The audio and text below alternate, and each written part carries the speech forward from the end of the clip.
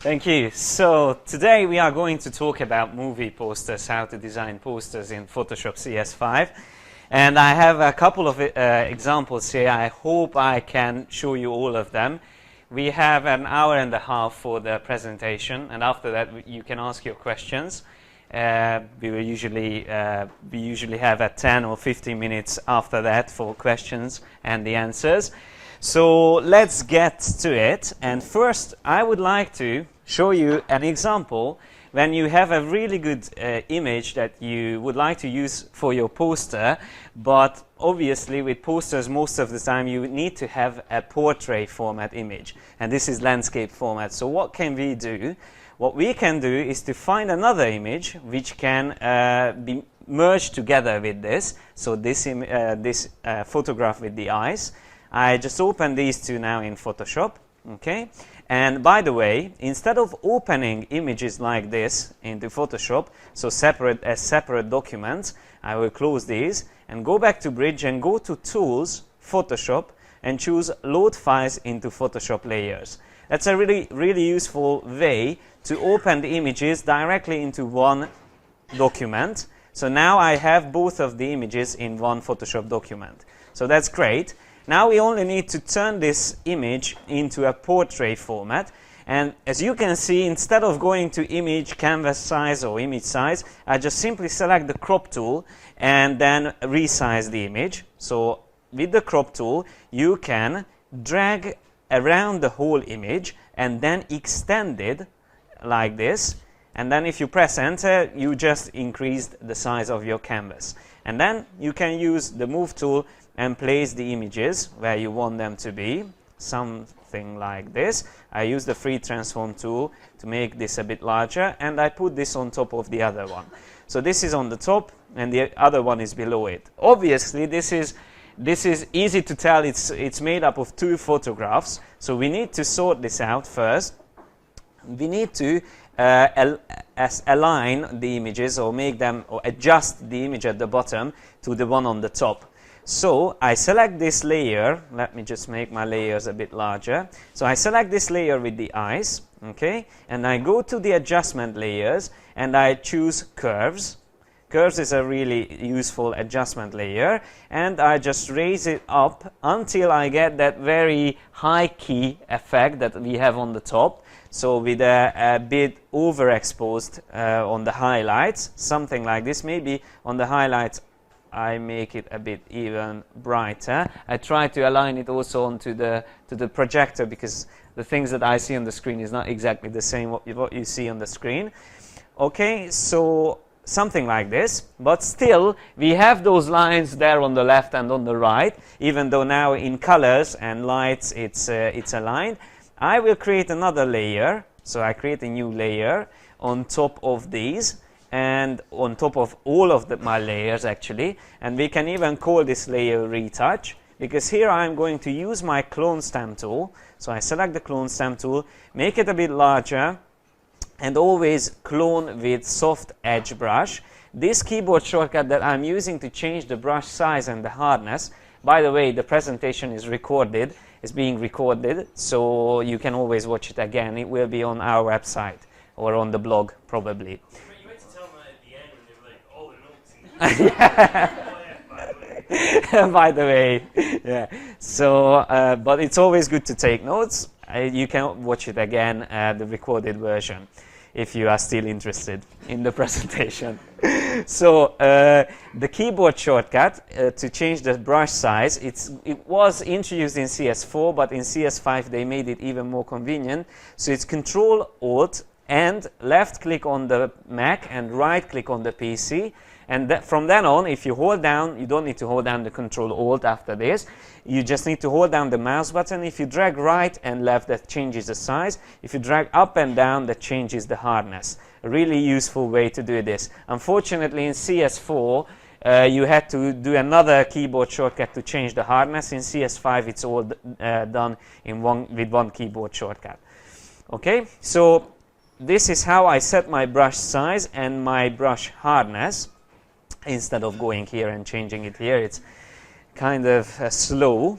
But now I would like to get rid of this line, so what I'm going to do is to set the sample for my clone stamp tool to all layers. Here on the top, if you change the sample from current layer to all layers, that means Photoshop will use all the layers visible for the sample of the clone stamp tool. That means even though you are on a separate new layer and you have your design on separate layers, the clone stamp tool will sample from all of them. This is what I call sample from what you see. Okay, so this is, if you set it to all layers, you are sampling from what you see, all the layers that is visible. So I alt click here and then I start drawing over that line and I try to get rid of it. Alt click makes the sample point and then just drawing will copy. It's actually copy and pasting if you use the clone stamp tool, but in a more sophisticated way.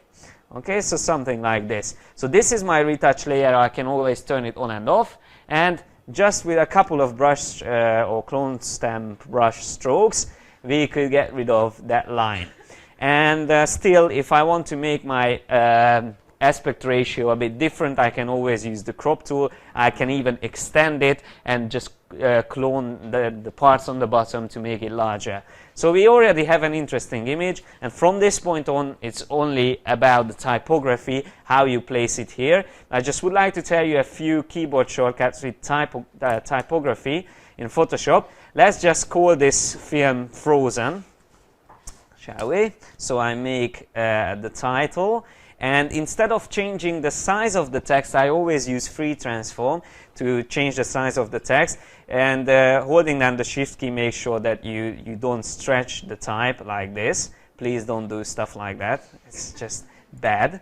So okay, something like this, and of course we need to use another color. So I use the brush tool. I selected the brush tool, or you can select the eyedropper tool. With the brush tool you can hold down Alt and sample a color from the image. So I just sample a color, a bright blue color from the image. By the way, this is also a CS5 new feature, this sample option, where you can see the original color or the previously used color at the bottom, and the other color on the top, which we actually sample now. So you can see the difference between the previously sampled color and the new sampled color. So I just sample a new one like this, and instead of selecting the text and going, I'll just show you, instead of selecting the text and then go here on the top and change the color there is a very useful keyboard shortcut. If you have the color already in your swatches, so it's in the foreground color, you can use Alt Backspace and that will replace the color of the selected layer with that color. Okay, Control or Command Backspace uses the background color, which is in my case is black. Maybe it's better to have it black, but you can always use both of the keyboard shortcuts. And if you want to kern this text, now kerning is useful as well. Kerning is to change the difference or the distance between the characters, and that's very useful in this case. Most of the times with all capitals you should do that, because if you click between characters like this, between R and O, and use Alt right and left arrows, you can move them closer and further away. So it's not space, adding space, it's called kerning, and this helps you to visually equalize the distance between the characters. So for example, between N and E I move them a bit closer, and Z and O can be something like this, O and R can be also closer a bit, something like that. So this was before and this is after. It's a small difference, but on titles you definitely need to use this, okay? Because all fonts that you use are made mainly for normal characters, not for all capitals. And on movie posters, most of the times we use all capitals, and for that you need to kern the letters a bit, just to make it look perfect, okay? So instead of having something like this, you use something like that, okay? And graphic designers always look for this. So if there is an amateur design, most of the times you can find that it's using the original kerning, and it hasn't been changed.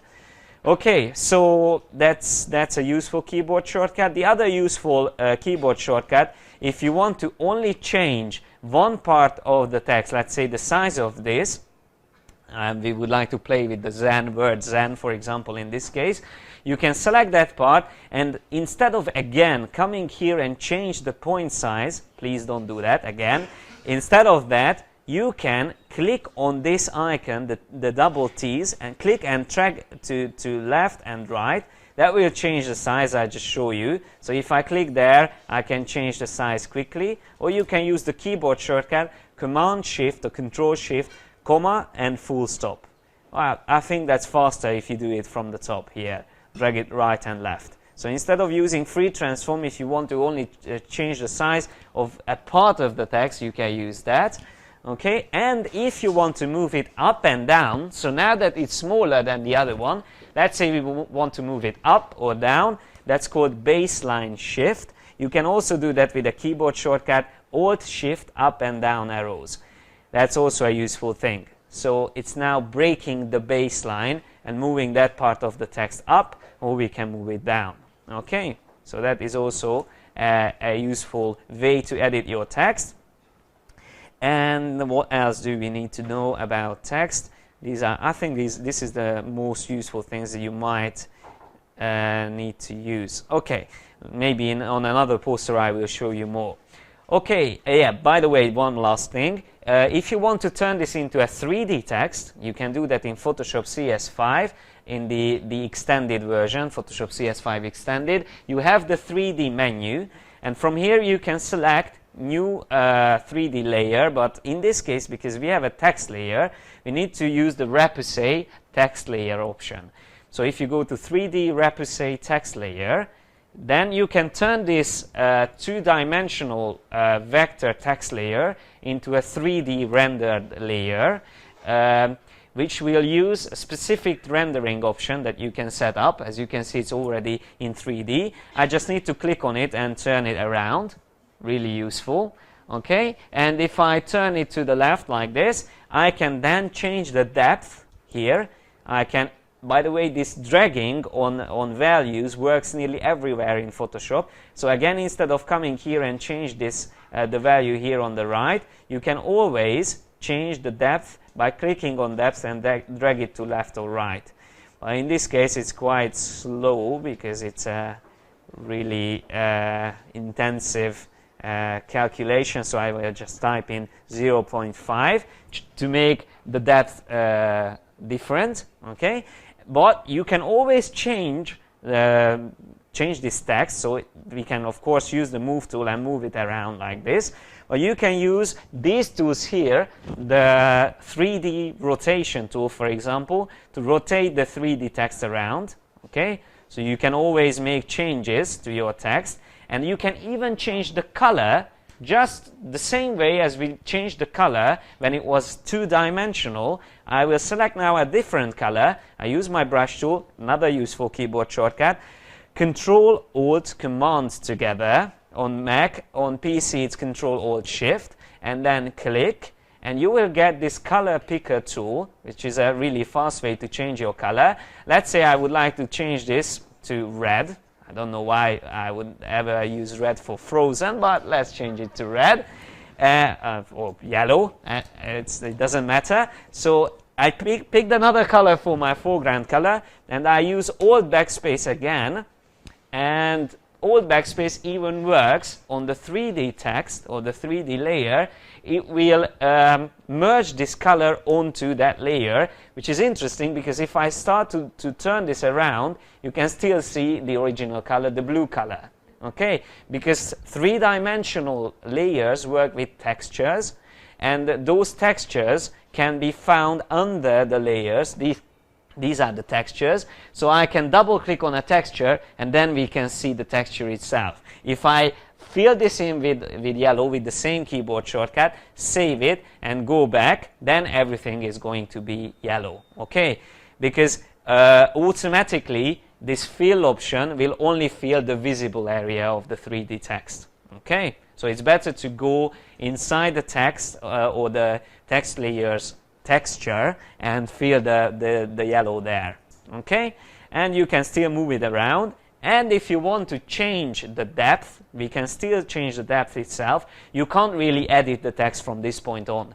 okay, because the text first being rasterized and then created a 3D object, so you can't change the text itself. If you want to do that, you need to create another text layer and then do the same thing again. But if you want to, you can edit the repoussé options. If you right click on the layer, you can go to edit repoussé, and then you can find the same options that we had. And of course there are lots of options here. Apart from depth, you can use twist, scale, texture, and you can use all of these options here. I don't want to get into that part. But what I would like to show you, the last thing in this example, is that you can change the rendering options for the text, because the automatic rendering on this one, from a distance it looks fine, but if we would print this out, you will be able to see the pixels. And I think I just crashed Photoshop in the meantime. If you want to change those settings, yeah, please reopen it. So if you want to see or change those settings, you need to go to the 3D panel. And in the 3D panel, you have the option called render quality. The default quality is called, I think, draft. Yeah, it's called draft. And if you change it to, which is the other one?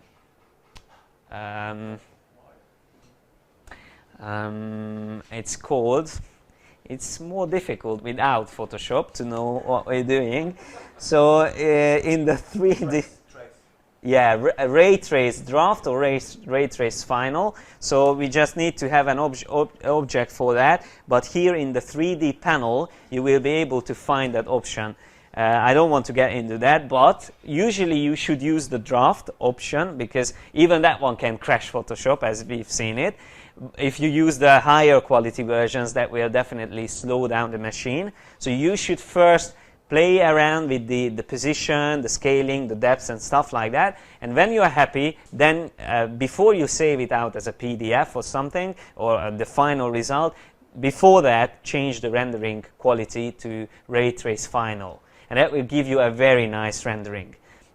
It will even add shadows to your text. Okay, so I can show you a quick example. Let me show you this example here. I have a 3D text in this one already prepared, and you can see the difference between the draft quality. So this is already the ray trace final. So ray trace final will smoothen out the edges, and it will also create these shadows on the text. Okay, so it's like a proper rendering in 3D Studio Max or Maya. Okay. So that's all about this example. Let's just go back to the other files. By the way, I'm using Bridge. How many of you use Bridge? Adobe Bridge? Hands up. Okay, it's half. That's good. Bridge is a really useful tool, and if you work with Photoshop, please give it a try. You can always open it with this icon here on the top. It really wants you to use it. It's here, easy to start it. And if you click on that, it launches Bridge. And Bridge is a file management application where you can easily work with your files. For example, instead of duplicating your files all the time, you can create collections. That's what I just did. Poster design. And these files are not in one folder on my computer. They are in different folders. But for this presentation, I just quickly collected them to have them in one place. If I would start to duplicate my files all the time whenever I need to use them, I would end up with endless files and file size. Even though I'm using Bridge, I have 20 terabytes of images at home on external drives. Okay, I'm not duplicating any files. So that's a really important thing when you start working with images. After a while, it can be really difficult to find them, and Bridge gives you lots of options. Just another example, in the filter menu, if I'm looking for portrait format images, I can easily filter them out by coming to the filter panel, orientation, and choose portrait, and it will only show the portrait format images. Okay, so a really fast way to find them. Okay, another example, before we get to Black Swan, I would like to show you another example. it's always good, if you want to practice working in Photoshop, it's always good to find posters that you like and try to recreate those posters, okay, just for fun and just to practice using Photoshop. This is usually what I do in my free time. And for example, if you see this is the original poster and I wanted to recreate it, I intentionally picked another photograph. Of course, I couldn't find the original one for this, but I found another one and I made a similar design. And in this one, I don't want to do the whole thing together because then we won't have time to the other examples. I just would like to show you the way I built this up, because it's a really useful technique. Everything is completely non-destructive, and that's how you should work in Photoshop. Now, what does it mean to work non-destructively? That means you can change whatever you want later on. So nothing so everything can be changed and flexible. So, for example, in this case, I can easily show you, of course the text is on separate layer, but I can easily show you without the mask the original image. So there's the original image, it's just rotated around, okay? And I can turn back all the options that I used to quickly go back to the final result. So non-destructive editing means that you don't need to rely on the history to go back and forth, okay? So undo and redo. You don't need to rely on that. You can work completely flexible, and you can, whenever the client asks you to change something, it's just one click, okay? And that makes you professional. So, for example, in this case, how I built this up non-destructively, completely non-destructively, is the way I use masking and adjustment layers.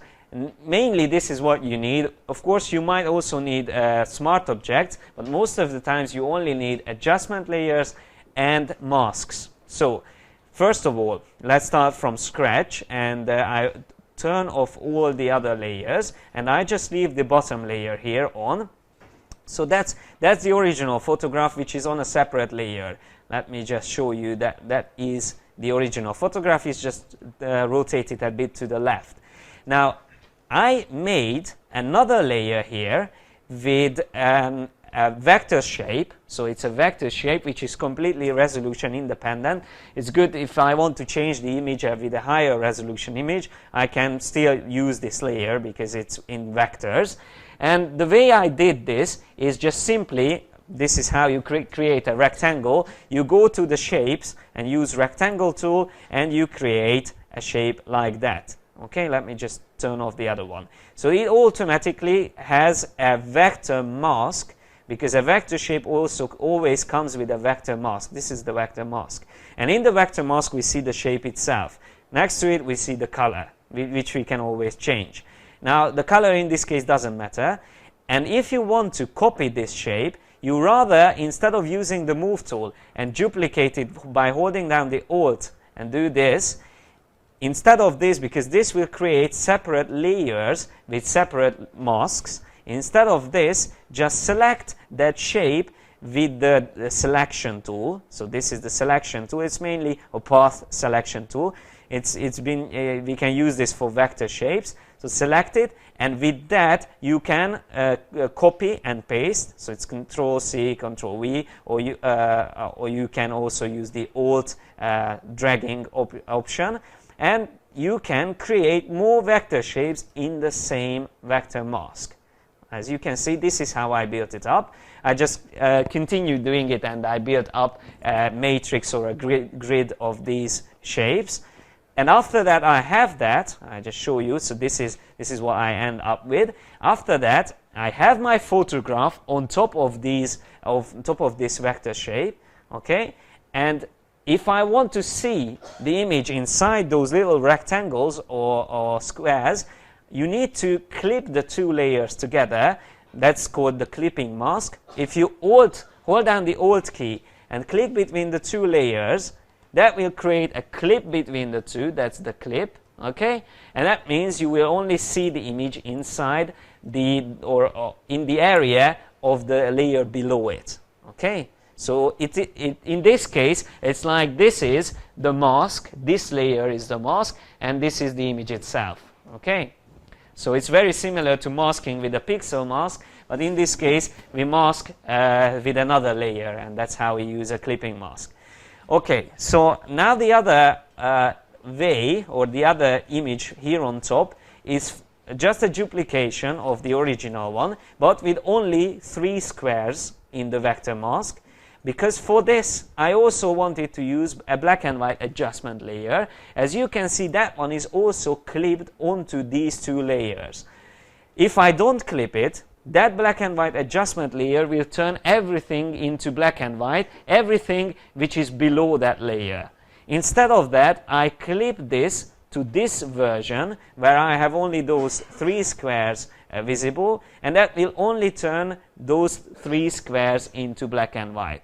So this is the image at the bottom, and this is with the changed colors. And after this, we just need to place the text in place, and then you can use other adjustment layers on top to make it look brighter. I used a curves adjustment layer, and to change a bit the colors, I just wanted to make it a bit less vibrant. So I used the vibrance adjustment layer and just change the vibrance of the image. Okay, so as you can see, everything is completely non-destructive. We literally didn't change a pixel in the original image. Okay, so that's the main thing. If you can work like this, you will be able to change everything even after you save it and close it. So you don't need to rely on the undo, on the history in Photoshop. Okay, so believe me, this is really important, because if you work with clients, they will always ask you for changes, and if you need to recreate the whole thing from scratch, because they ask something that, I don't know, maybe can we have this rectangle here on the right? Now imagine if you're not working with masks, that would take you a lot of time. In this case, I just select my mask, okay, not one click, but very close to one click. I select the mask, then select with the selection tool the rectangle, and I just simply move it here on the right. Okay, because everything is completely non-destructive. Okay, so non-destructive editing applies to every kind of design that you do in Photoshop. That should be the foundation how you work. In academic class, even on the first course, the 101 rookie Photoshop course, I always start with this, how to work non-destructively. Most of the times in books, if you start reading books, you won't see this term, or maybe only at the end of the book, but it should be the first thing that you need to learn in Photoshop. Okay, it's not difficult, it's just an approach to working in Photoshop. Okay, so let's go to another example. So Black Swan. I'm sure you've seen this poster. Do you like this poster? How many of you like this poster? Probably that's why you came today. Okay, so this poster is an interesting composition. It's like just a simple portrait with good typography on it. But the main reason why it's interesting is the effect on the poster, this cracking effect, which, if you've seen the movie, it tells the story of the movie, really. And I would like to use this photograph. I just found this photograph on the internet. I would like to use this one and not just only show the crack, how they did the crack. I just show you. So this is the photograph, and this is what I'm going to show you how to do this. But I also show you how to color a black and white image. To turn an image into black and white is really simple. Just use a black and white adjustment. It's already black and white. But to turn a black and white into colors, it's a bit more difficult, but not that difficult. So let's just start with the original photograph, okay?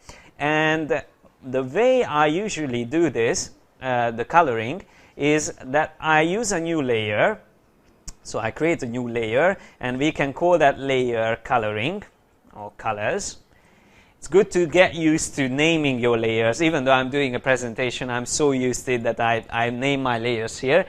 Because believe me, if you need to go back to a Photoshop file later on and you use hundreds of layers, it will be really difficult to find what you did there. Okay, even though you are the designer, you won't remember all your layers. So use groups, layer groups, and name your layers. That's also really important to get used to. Okay, so you have your colors layer. It's not an adjustment layer, it's just a simple layer. And set the blend mode of this layer to color. Okay, so there's a useful blend mode called color. And with color, we can easily add colors to this image. And I just use my brush tool, and I also use the same keyboard shortcut that I just showed you, and I will try to find a color for the skin, something like that, and I will start drawing over her. Really easy, like this. And we can always change the color if we want. Maybe that's a bit too orange, okay? So I can always change that. After a while, usually what I do is I draw over the face first. Let's just check the original image. Here in Bridge, if you press space, that shows the original image. Yeah, she's very pale and white, so it will be too orange in our case.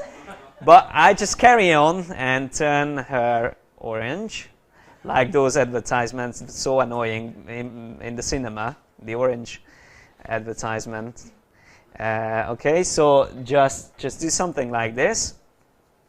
Now when you're ready with the color for the skin, as you can see, changing the brush size is really easy with that keyboard shortcut. After you have the color, you can always change this. In this case, I wouldn't use an adjustment layer to change the color, because I know it will change it easily, and I don't need to use it again. So that's also a thing. That it's good to work non-destructively, but you don't need to use non-destructive editing all the time. In this case, I will just go to Image Adjustments, Hue Saturation, and I will just simply decrease the saturation of this color, something like that, and maybe even change the hue a bit. I don't want to turn her purple. I think the hue was fine. It's just the saturation. Yeah, is it okay? Okay, let's just use this, and then use another color for the lips. Again, I will probably pick a very bad color. Girls, you know how what colors to use on lips. Is it okay? Fine, yeah, okay. Yeah, that's a bit too much again, I think. Let's just use a bit less saturated color, something like this. And draw over. Is it okay? Yeah, maybe. Let's just use this one. And it's easier to pick a color for the dress. I think I can do that. I just pick a blue color, something like this. I don't want too strong color to distract the design, something like this. And we can also color the eyes. Now for the eyes, again, it's difficult to pick a good color for something like a dark brown color, something like this. And I will draw over it quickly. Just make sure you don't draw over the white areas, because the color layer will colorize those parts as well. Okay, so you should keep inside like this. Okay.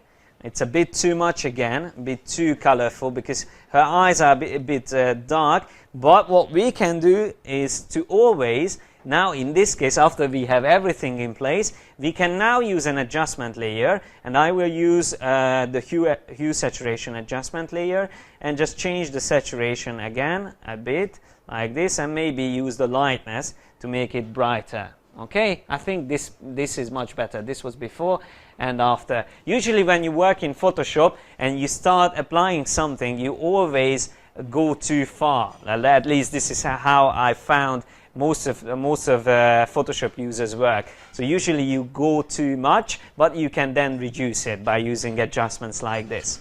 Okay, so now we have nearly everything in place, and that's my colors layer, by the way, really nice.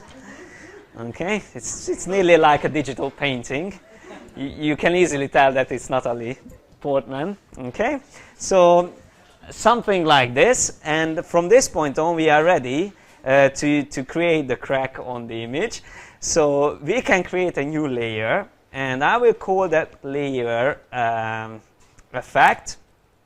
I can call it crack or something like that, and use okay, rather call it effect, it's better. So use the brush tool, and first of all I just show you the before and after.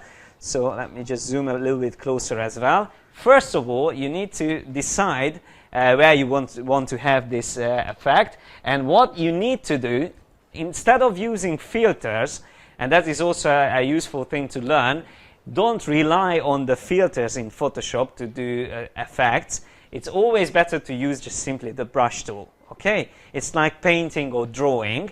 If you spend time and you are patient enough, you can just simply use your brush with the simple brush. You don't even need special brushes from the internet. That's also something that I usually have been asked, that which is the best brush set. I don't use brush sets. I just use the simple brush. If I need to do a brush, I just create my own brush. I will show you in another example how to do that. It's always better to use simple things in Photoshop, but you just need to know about how light works in real life, like shadow and highlights, to make something look 3D. Okay, it's better to study other photographs or something like a glass, just to see how reflection works, how the highlights and shadows work in real life, and then just simply use the brush tool. This is a great example of that. So only with the tool, the brush tool, we can do a really nice effect. I will sample from her hair color, which is very dark, something like that, and I will use a hard edge brush, and I zoom a little bit closer. Okay, and I just simply start drawing over. By the way, I'm using a tablet. It's much better to work with a tablet than with a mouse in these cases when you need to draw. Even if you don't have good drawing skills, you can get used to working with a tablet quite quickly. It's like a matter of weeks. No, it's really not that difficult. And if you start drawing on a separate layer, that means again we work completely non-destructively, so you can always edit this later, and I just try to get a similar effect. It's difficult, but I'm talking and do this at the same time, but I try to do something similar to what you've seen. Okay, something like this. I won't continue. You already have the foundation of the effect, and from this point on, to make it look really realistic, you just need shadows and highlights. Okay, how to add shadows and highlights? You just zoom a bit closer and use a brighter color. So pick a brighter color. You can even pick a color from her skin and make your brush smaller and zoom really close. And first of all, you need to know where the light comes from on the image. The light is coming from our direction, but maybe a bit from the left. Here on this highlight, I would say it comes a bit from the left, and from the top. So our highlights should be, if this is a separate crack, it should be here on the top. So it definitely comes from the top. And I use the pressure sensitivity of my brush, maybe make it a bit brighter like this, and add highlights. As I said, it's on the left, so I add more highlights on the left, something like this. So this is where the light bounces back. Okay, and on the other side we should have the shadows. So I just use X to switch between the two colors, and I will use black on this side to add the shadows. And it's like a bevel and emboss effect, but on the drawing that we did. So on this part, we immediately start to have depth, and as you can see, this part looks more three-dimensional than these parts. And if you carry on doing this, I just show you the final result. I don't want to spend more time. If you carry on doing that, like this one here, you can see the highlights and the shadows, and after a while you will get a really nice effect. Also highlights and shadows, and of course from this close you can see it's just simply drawing on a separate layer. Okay, so this is how you can achieve literally everything that you need to do. I have another example. It's not prepared here, but I can show you quickly. It's also exactly the same way. So in this case, my client asked me to do an effect here on the eyes to cry blood, and this is what I ended up with. It's the same thing, just drawing with red. It's quite not a nice image, but it shows the effect. So again, it's just drawing with the brush tool and then adding highlights and shadows. If I open this, just to show you, this was also used for a flyer for a club. I think, yeah, he's the DJ in the club. And for the blood, I can show you, if I just remove the layers, this is again the foundation that I just made the shape, and then from then on I added the color, the red color, added the highlights, and then added the shadows and even more highlights. So by adding these to the image, from a simple drawing such as this one, you can end up with a really realistic effect, and from a distance it looks quite real. Okay, so that's the same thing with the crack and with nearly like everything in Photoshop. Okay, so let's get back to the images, and I would like to show you another interesting example. I don't have time to show you everything on this one, but I show you a way to create an interesting image from a simple photograph. Okay, I'm sure you know her. This is the original photograph. Okay, and I added all these design elements around, in front and behind her. And what I would like to show in this case is that how to do something like this, but I just quickly show you the elements that I used. I built up these design elements with the pen tool and with shapes, these vector shape layers, and I have a lot here, so I just change the size of my layers. Let me just change it to smaller to be able to see everything. So first of all, I have, let me just start from the bottom. I have this behind element, and I show you quickly how to do something like this. In this behind element, behind group layer, I have all these little shapes separately on separate layers. Okay, and how to draw something like this? You just simply use the pen tool. Okay, so select the pen tool, and of course with the pen tool you need to get used to drawing these curves, but let me just show you quickly how to draw something like this. So you start creating these curved shapes, and you can create something like this quickly. You need to use you need to click and drag to place these curve points down. Okay, and at the end you can alt click on the last point and then come back and continue doing this. And it's always depends how the curve is shaped. It always depends on these points. You can use Control or Command to quickly switch to the Move tool and change those points around. Okay, so this is what helps you to create the design. And let me just do this quickly now. I quickly finish this like this. Okay, and after you have this, if you accidentally, like now I did, just a path instead of a shape layer, you can always use that, but it's better to use this option, the shape layer option. But if you created a path, you can always go to Layer, New Fill Layer, and choose Solid Color, and that will you can use a color for it, and that will create that shape.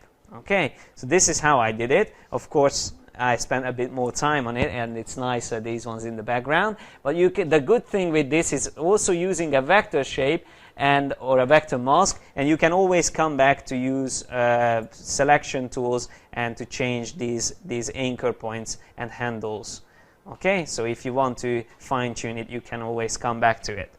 And you can also use blend modes, so you can select the layer and choose a blend mode like linear dodge or color dodge, which will blend the image into the background.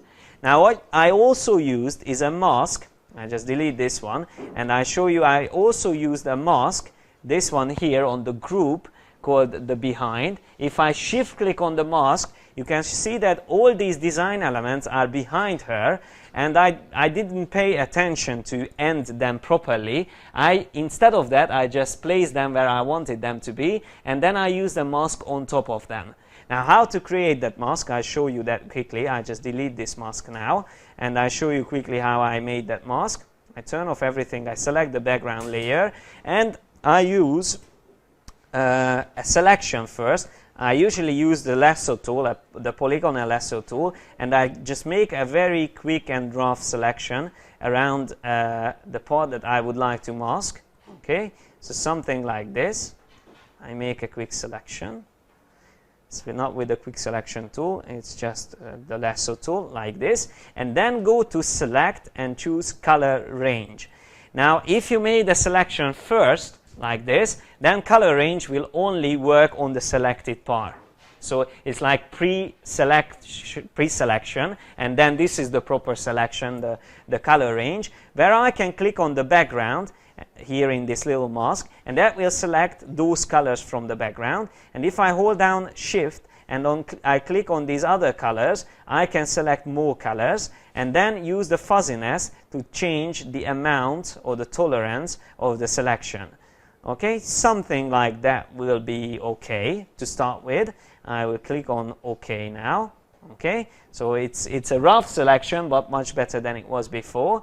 And I can use this selection as a mask. So I go to my behind layer. First I use the normal layer. Go to my masks panel and I click on add the pixel mask. Okay, so we already have this here as a mask. But we need to also turn all these other elements into black. First I go to my masks panel and I click on invert, because I want to see her and not the background. Okay, so I click on invert in the masks panel, and then now I can see her and not the background, but still I need to make a quick selection again, or I just simply use the rectangle tool and select this part and that part. I use the Shift key to add these parts together and quickly select these parts, and I will turn them to black. So this part I press Alt backspace and that turns the mask to black, or you can just simply Alt click on the mask and use the mask view to draw over these areas with black. That's also another way to do it. Okay, in this case I can make a large brush and just quickly draw over these parts.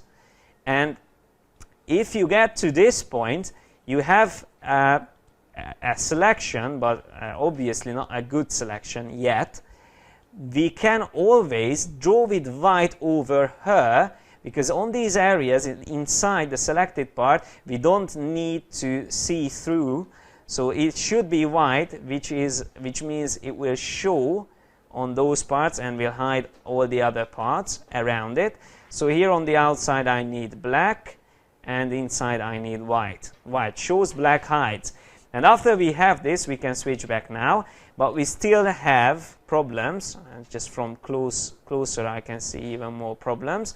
And of course on the edges it's really not nice, but because we have a mask, we can go to the masks panel and choose mask edge option, which is completely changed in CS5 because we have the smart radius option in the refine mask panel. And here, this is what you can use or do. If you turn on smart radius and you increase the radius, this was before and this is after.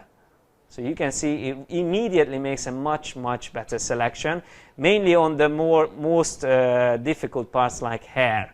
Okay, so much better, and we can always use Shift Edge to make changes, or even the smooth option, so you can always play with the mask. And now we can, if we Alt click on the mask, it's really nice, much better selection on the hair.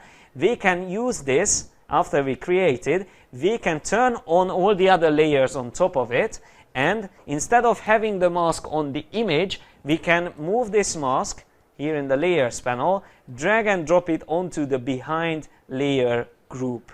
Okay, so this is how you can easily move a mask from one layer to the other. And now that we have this here, we mask all the design elements which were behind her, but because the mask is white on her and black around her, we can only see the design elements on top of her. But now again I go to masks and invert the mask again.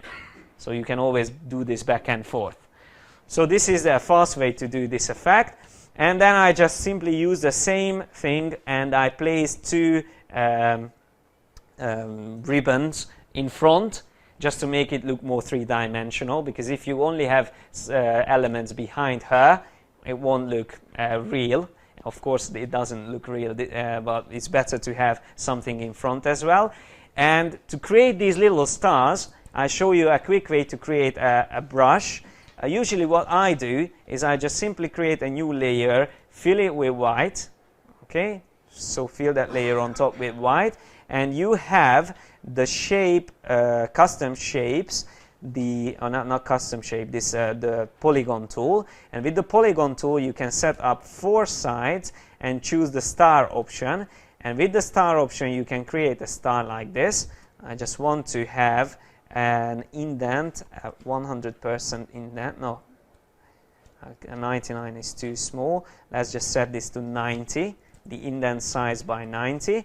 And I hold down Shift key to draw a star like this. Then I duplicate this one, I duplicate this shape and use the free transform tool and hold down Shift again to make it smaller, something like this. Oops, I hold down Alt as well. Okay, so that's our shape, what I would like to use as a brush. So now I make a selection around it, okay, and I go to Edit. Actually it's too big. I don't want to save a too big brush like this. I make it smaller. Okay, now I make a selection around it just using the rectangle tool, rectangle selection tool, and then go to Edit and choose Define Brush Preset. You need to have your brush in black and white. Actually I need to turn the background into white, make sure it's white. So yeah, like that. And then I can go to define the brush preset and I will just call this star. Okay, and after that we saved our brush. Now we can go back to our design. Let me just turn these layers off and create a new layer, and I show you how to set this up quickly. Under the brushes, so the brush panel, you can use your brush tool and select your the brush that we just created. This is the brush. If I start drawing with this, I can make it smaller. If I start drawing with it, I can create something like this. This is not what we want. We can, although we can use this as a necklace or something like that, but but what I wanted to do is a scattered brush. So I will turn on the scattering for this brush, and with the scattering it immediately adds this to the brush. And I also have under the shape dynamics an angle jitter. If you don't have the angle jitter, then all the stars will be in the same angle, as you can see, like this. If I increase the angle jitter, they will be randomized, like that. And we can always turn on the transfer option as well. And if you have a pressure sensitive tablet, you can use the pen pressure to control the opacity and also to control the size. So for shade dynamic size, I also have pen pressure turned on. That means the more I press my pen, the more the larger the stars will be and the more visible they will be. Okay, so I can show you now. If I hold it down just slightly, I add those little hardly visible stars. If I hold it down more stronger, I can add larger and more visible stars. So it's really simple to draw these around, and this is the way I added them. Okay, and by the way, another useful technique, if you want to make them look like glowing stars, you can add a couple of them and then duplicate your layer. Okay, duplicate and go to filter, blur, Gaussian blur on one of the layers and just change the size, something like this. And if you add a blurred version of the same layer, this is without and this is with the blurred layer. Okay, you can always add a glow to anything like stars or stripes that you design. I also use the same thing on those in the background. As you can see, if I go there and turn off this is without that shine. That's only just a simple blur, and with the blur together. But don't use the blur on the original image, because then you blur out everything. If you want to keep the details, you need to duplicate and only use the blur on the one at the bottom. Okay, then you have the details and the blurred version to have that shine effect. Okay, so that's all about this example. And I have two more examples. One of them is this Western poster. We are going to build this up from scratch, and that's me on the right, and this is Shumi. She's also here with us. And I have another example also from a member of the staff from academic class, which is going to be the next example with Gary.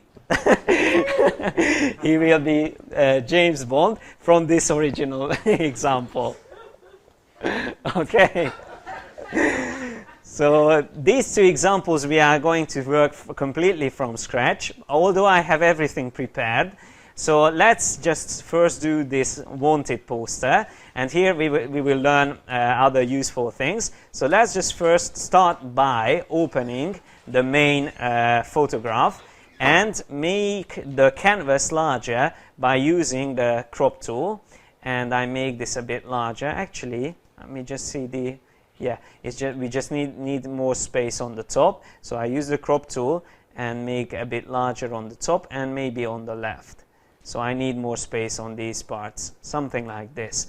By the way, it's good to know that the crop tool now works, I'll just show this again, with it uses the rule of thirds, which is a great thing, so it indicates the thirds. And it's a great way to compose your image. It's good to have the design elements or the main elements of your design aligned to these thirds. So for example, the eye level is good to have on one of the thirds like this. Okay, and instead of composing your main elements in the center, you should always have them a bit to the right or to the left on the thirds. Okay, so that's the rule of thirds. So make this a bit larger, or extending the canvas, and I'm going to get rid of this background image, or maybe we can make this larger. No, actually we don't need that at all. I can even delete that layer. So we have her in place now. Now we need the texture. So I go back to bridge. By the way, instead of always going to bridge, you can stay in Photoshop, and if you have CS5, you can use mini bridge, which is a separate panel in CS5, and you can also find the same files from this. Instead of going to bridge, you can just simply drag and drop an image from mini bridge and place it into your design like this. Let me just place it behind the other image. Yeah, we need to accept this change and place it behind. And we just need to make sure that it's aligned to the other image. Okay, so this paper texture will be the texture that we are going to use, but we also would like to have, let me just put these all together, we also would like to have this effect on top of her. So I'm going to duplicate this layer, put it on top, and change the blend mode of that to overlay. And then change the opacity or move the opacity down a bit. And I would like to also get rid of the colors, so I will use an adjustment layer as well. Go to, actually we can use hue saturation, turn on colorize, and select a color that we like, something like this, maybe a bit more saturated, and we immediately have the effect that we are looking for. So this one, the duplicate on top, the one at the bottom is easy to understand, that's just the texture, but to have the texture on her, we also need that duplicate and set it to overlay. And if we use the opacity with 100%, that's too much, that's why I change it back a bit. Or instead of using overlay, you can also use soft light. If you use soft light with 100%, that also gives the texture on top of the image, so without and with, but it's less dominant than overlay. Okay, so this is overlay and this is soft light. You can always decide which one to use. I will use, in this case, overlay, but with a bit less opacity. Okay, so something like this. Now we can place the building in the background. So I have this image here, and the other way to place something into Photoshop is to drag, then switch to Photoshop and drop. This is similar to using Mini Bridge. And I keep this also below the adjustment layer, because if I have it on top, then it will use its original colors. I just drag it below it and also drag it behind her. So something like this. And I use the free transform tool to make it smaller. By the way, if you drag and drop something from Bridge or from Mini Bridge into Photoshop, it will automatically create a smart object. As you can see, nearly all my layers are smart objects. Now, what is the advantage of having a smart object? There's only one disadvantage, that you can't directly edit the layer, so you can't draw on it or anything like that. But the advantage is that if I make this layer much smaller, like this, and then I resize it again, we will see the original details. So we don't lose any details, so it won't be pixelated, because the smart object has the original image, the original quality stored in a source file. That's the smart object's source file. Okay, so that's a useful thing. And obviously, when you do or create posters, you will always try composing elements. So you will always end up making the thing smaller and larger. So without losing quality, the only way to make sure that you don't lose quality is to use a smart object. Okay, so I will use something like this here on the left. Okay, and to blend this into the environment, we do the same thing, or similar thing what we did on the first example today with the ice. I add a mask to this layer. So in this case, I'm not going to use the clone stamp tool. I just add a mask and use the brush tool with black and the soft edge brush. But not the star shape.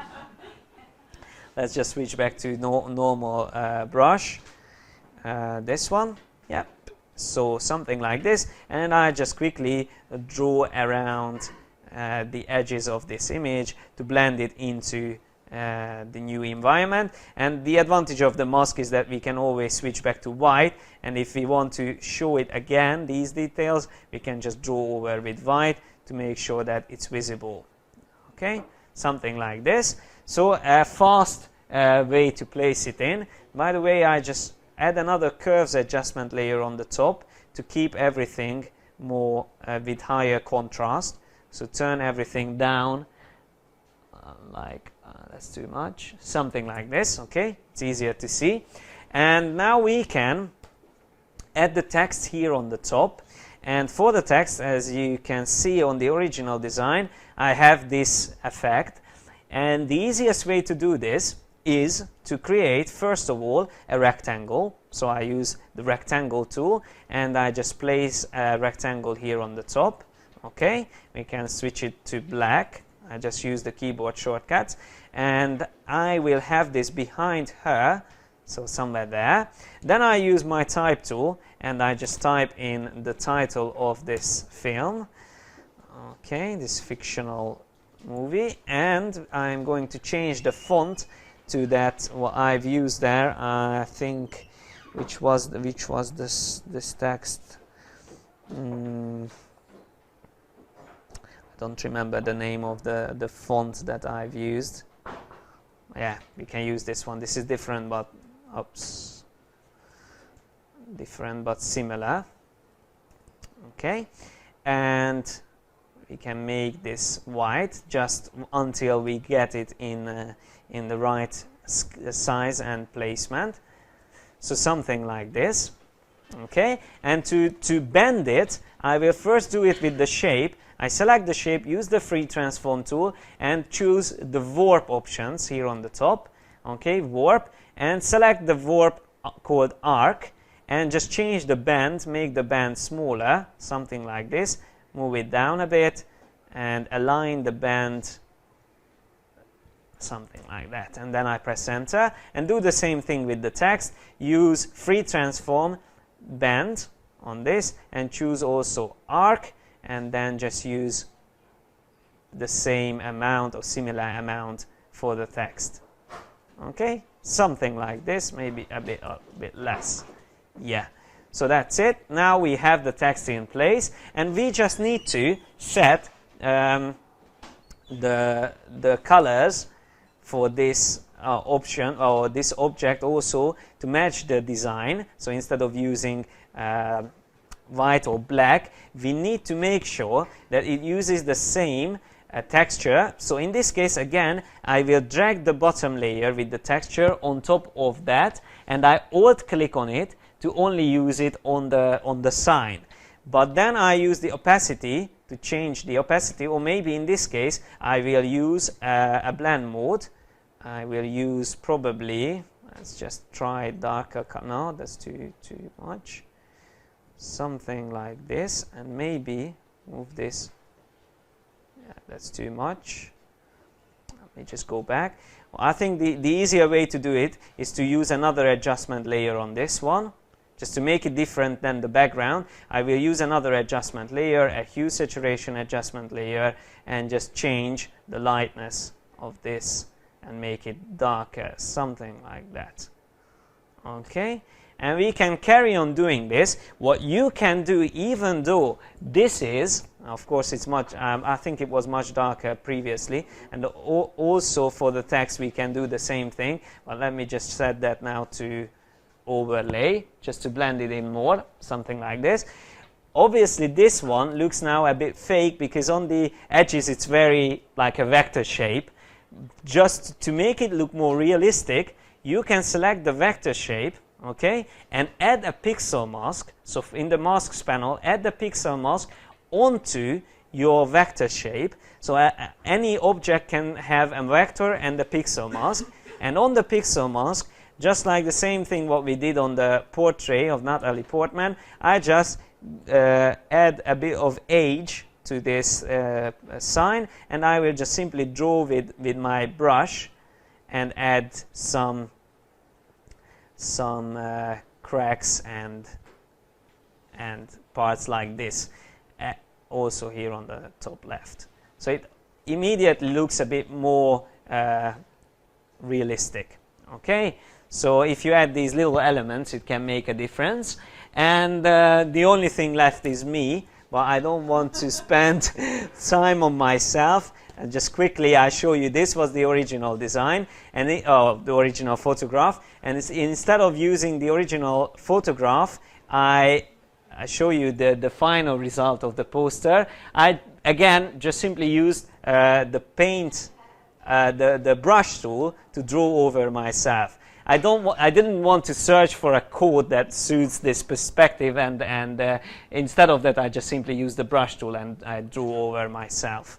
Okay, so this is how we end up, and I think I showed you nearly everything which is interesting in this case. Changing the text is just a minor change.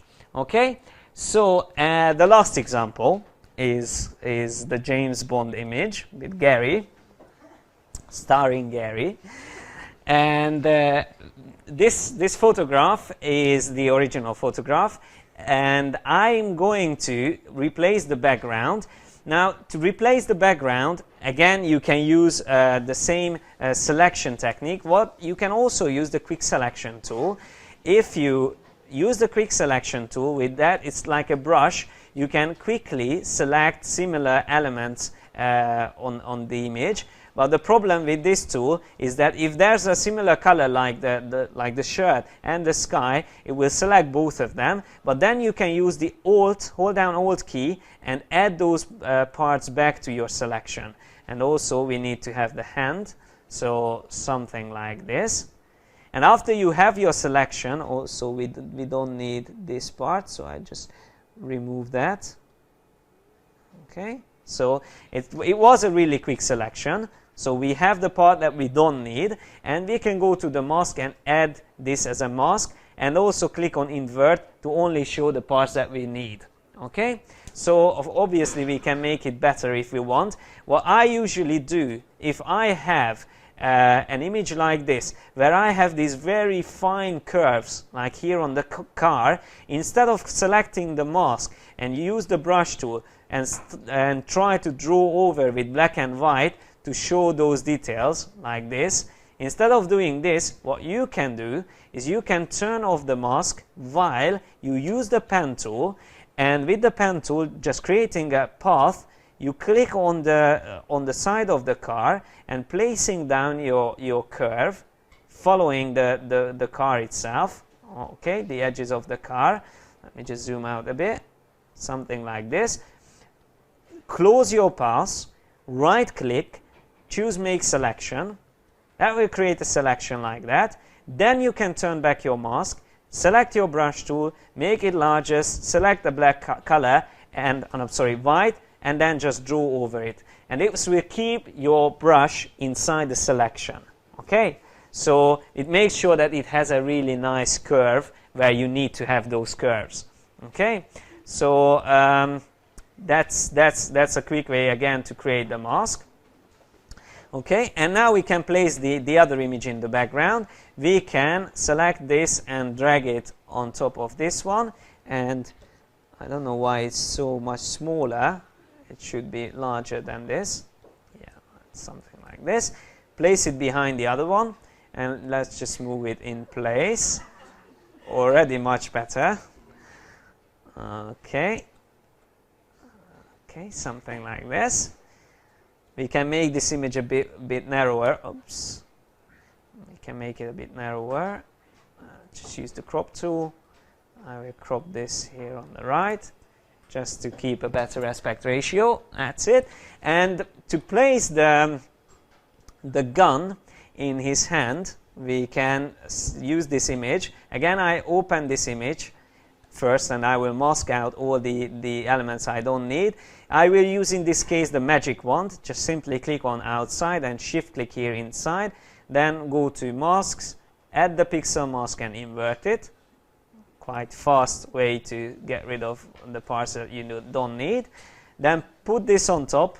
Obviously we need a smaller gun, so let's make it a bit smaller. Is that enough in size, Gary? Okay, so we use a free transform tool, and I think it should be a bit smaller, something like this. Okay, and if we put this behind like this, we still have his fingers there, so we need to get rid of the fingers. I just yes, something like this. I'm not sure. Yeah, something like that. I go back to the mask. So the mask that we used on the original photograph, I select my brush tool and I use black to hide these fingers. So I will draw over them, and you don't need to use anything like liquify or anything like that. Just simply use masking to hide the fingers, and it will look exactly or similar to the effect what we need. Maybe move the gun a bit closer, something like that, and just work with the mask, because with the mask again it's completely non-destructive, so you can always show again and hide details that you don't need, something like this. Okay, from a distance I think it should do what we need, and we can obviously, if you want to be very precise, you will also do this here on the reflection. Okay. I don't want to do that now, but you can do the same thing, and you can even add a bow tie. So that's the last touch. Do a bow tie. Which one? Select one. Left, center, or right? Gary? Right.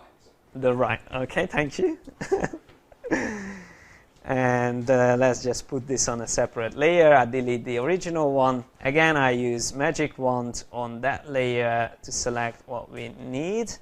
Something like this. If you, I think it would be better to use the quick selection tool in this case, or color range. I think that will be the best. Yeah, just go to select color range, click on the background, the white area, like that. Increase the fuzziness, and increase it until we only see the bow tie and everything else is black and white, something like that. And then we can turn this into a mask and invert the mask. Okay, and then we just need to place it where we want it to be, somewhere. Oops. I'm sorry, Gary. Make it a bit smaller. And again, use masking to get this right. So use the mask and just draw over the parts that you don't need, this part, and place it somewhere there. And obviously this is behind the hand. And I'm sure you get the idea. You can, after this, you can make it even smaller to make sure it matches the image. Okay, so a quick way to change this photograph into a movie poster. And here we have parts that you can use for the text. By the way, if you have something which is very busy, like if you want to place text here in the front, you can always use a Gaussian blur on those parts.